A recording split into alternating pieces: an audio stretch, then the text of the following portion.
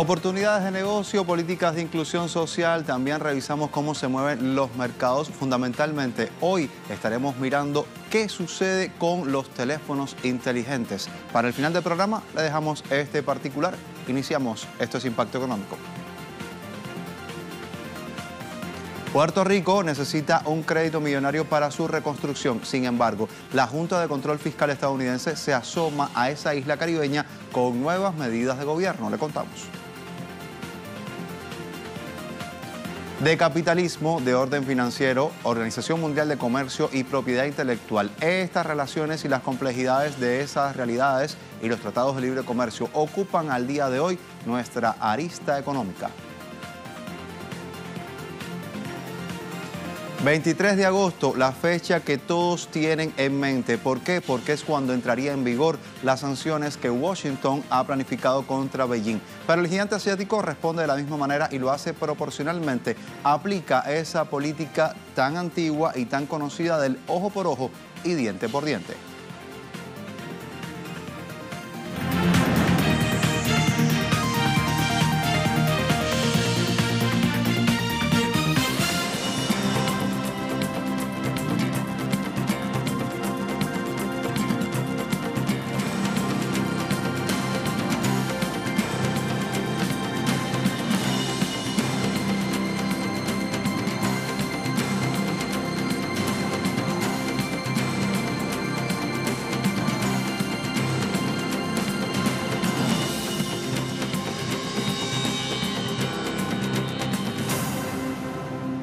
Para el inicio tenemos información que llega desde el Caribe. Puerto Rico en nuestra mira al día de hoy. El gobierno boricua plantea solicitar un crédito que le ayude a la reconstrucción de la isla después de los embates ocasionados por los huracanes en el año 2017. Al mismo tiempo, la Junta de Control Fiscal de Washington anunció las nuevas medidas para el gobierno de la isla. En Impacto Económico traemos los detalles. La Junta de Control Fiscal impuesta por Washington a Puerto Rico anunció la adopción de dos nuevas políticas que tienen por objeto fomentar la rendición de cuentas, la transparencia y el trato eficiente en transacciones gubernamentales y proyectos públicos. También tiene el propósito de controlar transacciones propuestas para la Autoridad de Energía Eléctrica con la gerencia y operación de la oficina del principal oficial financiero y adecuar al tamaño del gobierno, así como instrumentalidades que incluyen compras, contrataciones, compensación o beneficios a los trabajadores. A la nueva política de la Junta Fiscal se suma el Plan de Recuperación para Puerto Rico, ingresado al Congreso de Estados Unidos para su consideración. El proyecto asciende a un valor de 139.000 millones de dólares en créditos y se entrega en cumplimiento a lo establecido en la Ley Federal de Presupuesto Bipartidista 2018. El monto solicitado por Puerto Rico se distribuye para los siguientes sectores: 33.000 millones de dólares para vivienda, 30.000 millones para sistemas de agua, 26.000 millones para sistemas de energía y 15.000 millones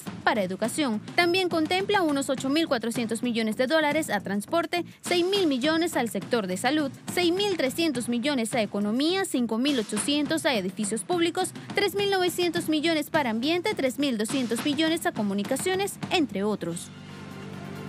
Nos vamos a Centroamérica. El gobierno salvadoreño anunció un plan de subsidio al servicio eléctrico residencial destinado a las familias vulnerables de ese país. Se espera que la medida gubernamental está presidida, recordemos, esa nación, por Salvador Sánchez Serén, y esta es una medida que está encaminada a beneficiar a 1 millón de familias en todo el país mediante la aplicación y la ampliación del rango de consumo de kilovatios. Así lo han revisado por cada hora de consumo, un plan establecido en el Plan 10, un plan que está pensado para aliviar la economía de la población vulnerable de ese país centroamericano. La base de beneficiarios del subsidio eléctrico fue revisada, mejorada y también modernizada para así evitar errores de exclusión, e igualmente será actualizada cada semestre para añadir a quienes soliciten el subsidio y que cumplan con los requerimientos establecidos. El gobierno salvadoreño destina en la actualidad 64 millones de dólares cada año para subsidiar la electricidad y otros 73 millones para el gas propano. El Plan 10 fue creado para dar respuesta a necesidades cotidianas de la ciudadanía, como lo son en aspectos de economía, seguridad y medio ambiente. También la región latinoamericana mantiene los lazos con el gigante asiático. Revisamos en este momento República Dominicana y República Popular China. Estrechan convenios, estrechan lazos de complementariedad y de cooperación comercial para este año 2018. La encargada de negocios del país asiático en Santo Domingo adelantó detalles sobre todo lo que será la visita oficial que hará el presidente dominicano Danilo Medina a Beijing, según da a conocer el portal local El Diario. En este encuentro entre el mandatario Danilo Medina y su homólogo chino Xi Jinping se negociarán eventuales acuerdos en materia de exportación de productos agrícolas. Así lo revisamos en este portal que ya cumple 37 años y está mostrándonos fundamentalmente cuestiones de productos agrícolas dominicanos que estarían llegando al mercado chino. Estarían hablando también de infraestructura, de finanzas y de turismo. Así reseña el comunicado publicado en las últimas horas. Igualmente, se estudia la posibilidad de establecer vuelos directos entre ambos países. Se tiene previsto también un encuentro que se desarrolle en el transcurso del último trimestre del presente año. Y por otra parte, la encargada de negocios de China estuvo precisando de que la delegación de alto nivel de Dominicana que estará asistiendo a la Expo Internacional de Importaciones de China, y ese mismo mes también tendrán la posibilidad de conocer el buque hospital chino Arca de la Paz, que visitará Santo Domingo para brindar así atención médica a 5.000 ciudadanos de manera gratuita.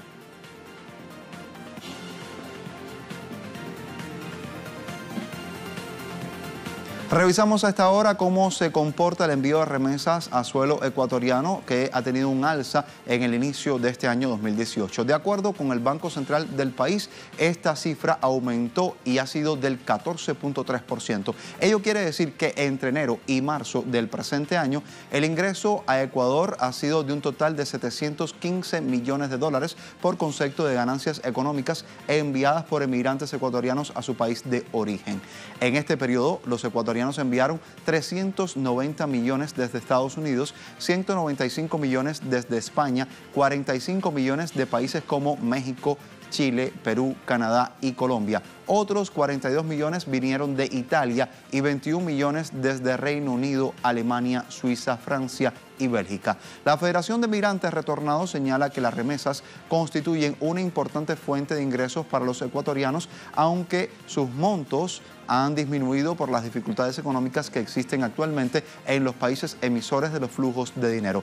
Entre tanto, la salida de remesas desde el Ecuador hacia el exterior bajó de 110 a 73 millones de dólares en el último trimestre de 2017 y el primero de este año 2018.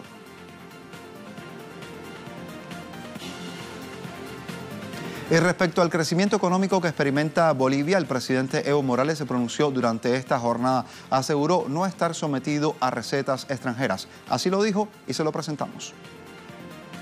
Esa nueva Bolivia sea el modelo de Bolivia.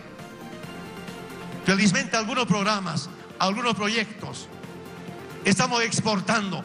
Ya no importamos programas, impuestos del Banco Mundial o del Fondo Monetario Internacional.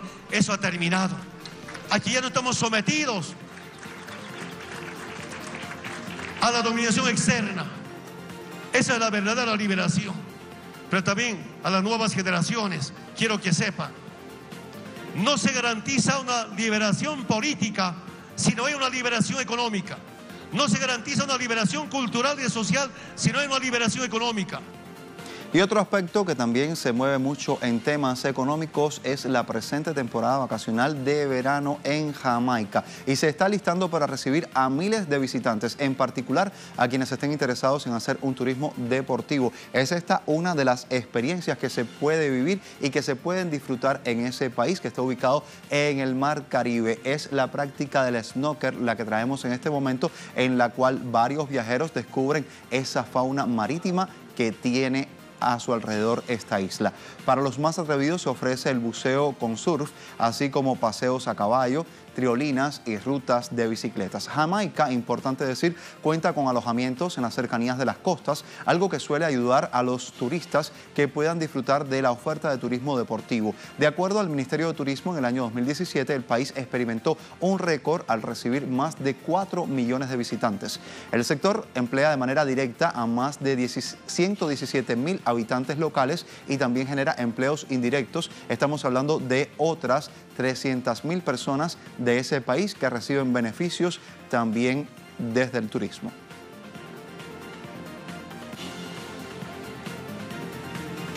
Tiempo de nuestra primera pausa en Impacto Económico. Al volver, estaremos presentando nuestra lista económica. Hablamos de derechos de autor desde la óptica de la Organización Mundial del Comercio. Pausa, ya volvemos con más. Acompáñanos.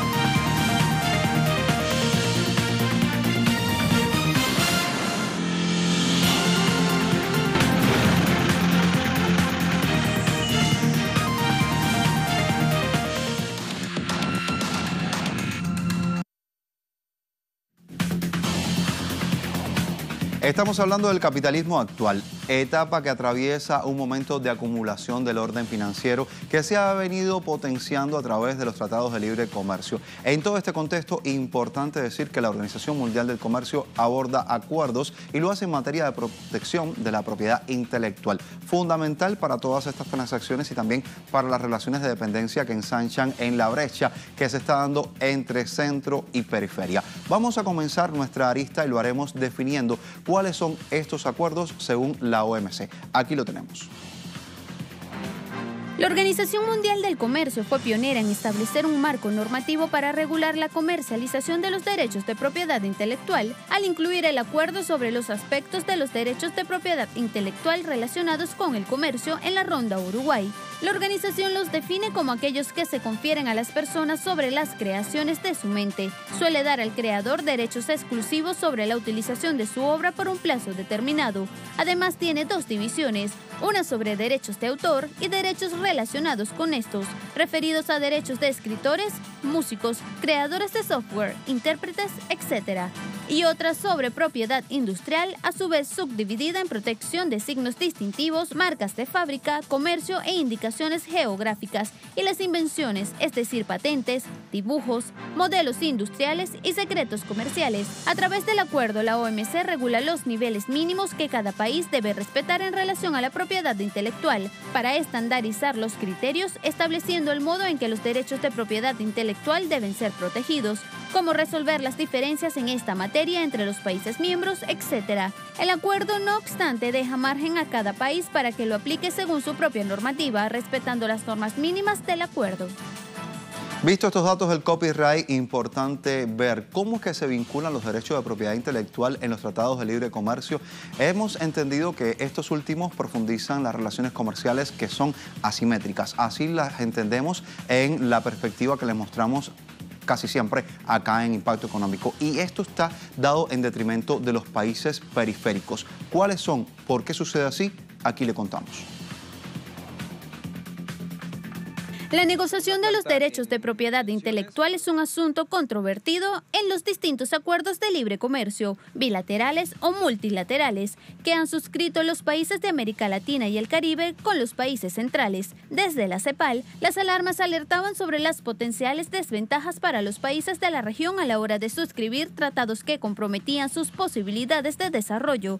Por ejemplo, a la hora de llevar a cabo políticas públicas de innovación, al desincentivarlas o directamente impedirlas. En la investigación realizada por Araxa Tirado para CELAC, también se enumeraron otros impactos negativos de la aplicación de los derechos de propiedad intelectual suscritos en estos TLC, como la sobreprotección de estos. La consecuencia inmediata afecta la disponibilidad de medicamentos genéricos y el acceso social al conocimiento y la cultura. Y es que los TLC suelen incluir la categoría de productos regulados para los cuales se necesita autorizaciones estatales previas en ámbitos como los medicamentos y los agroquímicos. El propósito es meramente comercial, es restringir la competencia de productos genéricos, algo que genera un gran impacto social, especialmente en poblaciones de bajo poder adquisitivo, como es el caso entre Colombia y Estados Unidos en lo relativo a las patentes farmacéuticas, que impide el acceso de los colombianos a determinados medicamentos genéricos. América Latina y el Caribe, como otras áreas periféricas, está en desventaja respecto a los países centrales en los intercambios comerciales y los intereses detrás de ellos. Históricamente, la región ha quedado quedó relegada al papel de exportadores de materias primas, con una participación secundaria en las cadenas de valor y nula transferencia tecnológica por parte de los países punteros. Es obvio, además, que estos acuerdos están estrechamente vinculados con el capitalismo y los problemas desatados durante la crisis, que trata de mantener y aumentar la tasa de ganancia en su permanente búsqueda por el crecimiento y la acumulación, pero bajo una premisa característica: la apropiación por desposesión, es decir, la privatización de servicios que antes eran públicos, o la apropiación de la naturaleza, que conlleva el despojo de los saberes y tierras de los pueblos originarios, como sucede en América Latina y el Caribe. Son parte del proceso de transferencia de los recursos regionales hacia los centros económicos globales. Y en la práctica, estos acuerdos de derecho de autor parecen creados con el propósito de atar de manos a los países dependientes y también blindar los intereses de las corporaciones mundiales. En el caso de nuestra región, también hay que decir que el Centro Estratégico Latinoamericano de Geopolítica ha dado su opinión y ha reflexionado sobre la utilización de que ha sido una pieza en el engranaje tan grande de extracción de recursos y de conocimiento para la transferencia de excedentes a nivel global. Esto, en lugar de constituir un elemento para la defensa de la transferencia tecnológica al servicio del desarrollo económico y social equitativo, solo ha servido, y así lo explica CELAC, ha servido solo para el lucro y el desarrollo de terceros. Entiéndase, de las transnacionales. Momento de que hagamos una pausa en Impacto Económico. Al volver, revisamos esas respuestas que cotidianamente envía China a Estados Unidos y ahora se impone la política del ojo por ojo y diente por diente. Le contamos. Acompáñenos.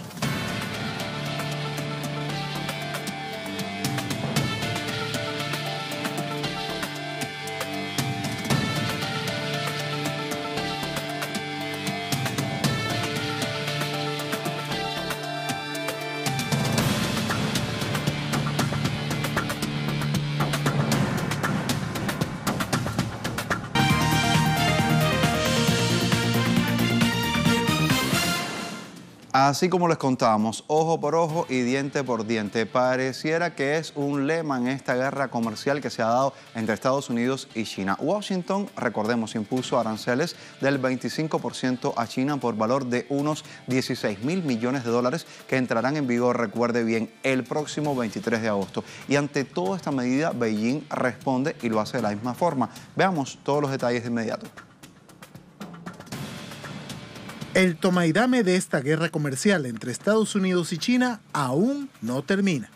Beijing adoptó este miércoles las contramedidas necesarias y ha decidido imponer aranceles del 25% a importaciones de Estados Unidos por valor de 16.000 millones de dólares, que afectarán a 333 productos estadounidenses, incluidos petróleo, carbón, diésel, vehículos, bicicletas, equipos médicos, productos de acero, algunos metales y productos agropecuarios.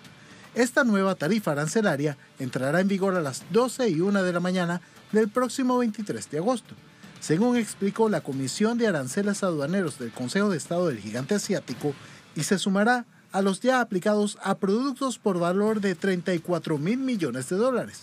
La medida china viene un día después de que Washington anunciara gravámenes por el mismo monto a productos chinos, que también tendrán ámbito de aplicación en la misma fecha. China está convencida de que los aranceles no solucionarán los desequilibrios comerciales.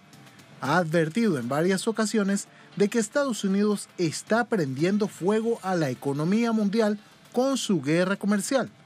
Beijing asegura que defenderá el libre comercio y el multilateralismo en las relaciones internacionales y, como botón de muestra, el comercio exterior del gigante asiático en los primeros 7 meses del año subió un 8,6% para situarse en alrededor de 2,45 billones de dólares, según la Administración General de Aduanas. Asimismo, en similar periodo, las exportaciones aumentaron un 5%, mientras que las importaciones crecieron un 12,9%. Además, sus relaciones bilaterales con sus principales socios comerciales creció durante el lapso, pues con la Unión Europea se elevó un 5,9%, mientras que con los países de la Asociación de Naciones del Sudeste Asiático y con Estados Unidos subió un 5,2% y un 11,6% respectivamente. Y el gigante asiático no es el único que se encuentra en esa lista que trae la Casa Blanca. A medida que las sanciones de Estados Unidos se vuelven a imponer hacia Irán, pues hay que revisar por qué. Porque este país podría verse afectado por esas medidas y no solo él, sino también Emiratos Árabes Unidos. Vamos a ver por qué. Estamos hablando de la ciudad más grande de los Emiratos Árabes. Hablamos de Dubái, que ha sido durante mucho tiempo un importante centro de reexportación para su vecino del norte. Sin embargo, hay evidencia de que algunos iraníes están trasladando sus negocios hacia otro lugar, ya que el comercio se vuelve más difícil. Las sanciones de Estados Unidos podrían ser positivas para algunas empresas, ya que el rial de Irán estaría perdido casi a la mitad de su valor en la fecha de abril. Y poco antes de que el presidente estadounidense Donald Trump anunciara estas medidas, lo que es importante decir, llevó a algunos iraníes a considerar el oro como un refugio seguro para sus próximas producciones a futuro. El comercio se ha disminuido. En los años y pico, pues Irán solía ser el primer destino de reexportación de los Emiratos Árabes Unidos. Al día de hoy, apenas la actividad comercial se está desarrollando totalmente entre Irán y los Emiratos Árabes Unidos. Esto sucede de manera directa, hay ronda entre los 5.000 y los 6.000 millones de dólares es lo que se está negociando en este momento. Lo ha manifestado una de las voces del país. Estamos hablando de Hussein Asrar Hanhigi, quien es miembro fundador del Consejo Empresarial Iraní de Dubái. Estas son las observaciones que se dan, así que la lista de Washington puede seguirse rellenando porque no solo estaría el gigante asiático, sino que también implicaría a Irán, que ya lo ha anunciado, pero Emiratos Árabes saldría salpicado, así lo vemos. El comercio ha bajado. En los años pico, Irán solía ser el primer destino de reexportación de los Emiratos Árabes Unidos. Hoy en día, difícilmente el comercio total directo entre Irán y los Emiratos Árabes Unidos va a algo alrededor de 5 a 6.000 millones de dólares estadounidenses. Vemos otros escenarios, otras economías. Vamos a Uganda. Ahí un ciudadano debe pagar por acceder a las populares redes sociales, situación que ha incrementado la inflación del país. La inflación general anual de Uganda se ha aumentado del 2.1 al 3.1% para el año que finalizó en julio de 2018. Importante decir también que en gran parte debido a la introducción del impuesto de las redes sociales, así ha entrado en vigencia desde el día 1. Es decir, que un ugandés debe pagar 5 centavos de dólar para poder emplear el uso de plataformas populares como lo son Twitter, Facebook, Instagram y WhatsApp. La Oficina de Estadísticas de Uganda dice que el gasto de las personas en servicios de comunicación en el último mes ha ido en aumento. Las cifras muestran que esa inflación de las comunicaciones se ubica en 5.4% desde el año que finalizó en julio de 2018. La comparación se ha dado en al menos 14.4% registrado con la cifra del año precedente. En cuanto a la tasa del gobierno, pues dice que el impuesto se mantendrá y que tiene como objetivo aumentar los ingresos nacionales en lugar de depender del costo creciente del financiamiento externo. Además de este tributo de las redes sociales, el alza en la inflación igualmente tiene algo que ver con el aumento de los precios en el mercado del petróleo internacional y también con la depreciación de la moneda local frente al dólar en la primera mitad de julio de este año. Así lo han revisado muchos medios de comunicación y también así lo confirman diversos expertos.